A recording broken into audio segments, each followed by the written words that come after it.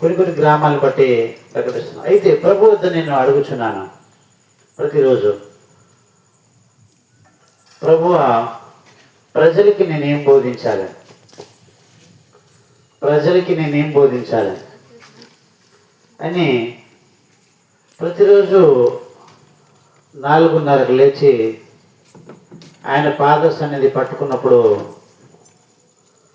దేవుడు నాతో చెప్పిన విషయాన్ని మీతో పంచుకుంటున్నాను. దేవుడు ఆయన ప్రేమమయుడు. ఆయన ఎవరు? ప్రేమమయుడు.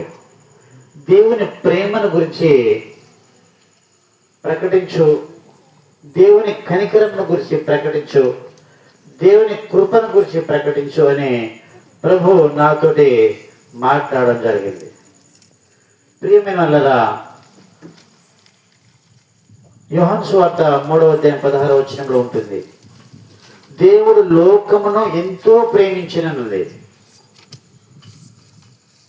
ఎంతో ప్రేమించను.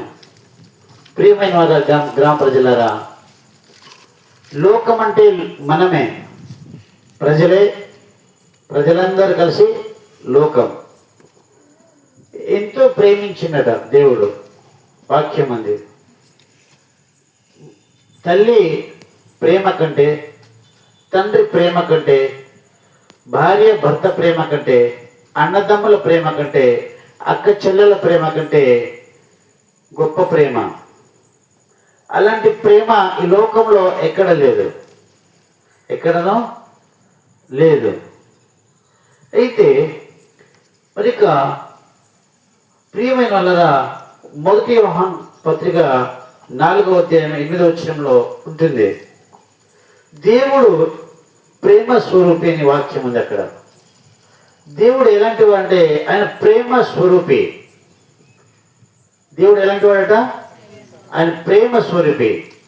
ఆయన లోకమును ఎంతో ప్రేమించను. ఎందుకు? ఒక వ్యక్తిని మనం ప్రేమిస్తే ఆయన మంచివాడైతే మనం ప్రేమిస్తాము, ఆయన దుష్టుడైతే మనం ప్రేమించము. మనల్ని ఎవరైనా తిడితే వాళ్ళని మనం ప్రేమించలేము. మనల్ని ఎవరైనా హింసిస్తే వాళ్ళని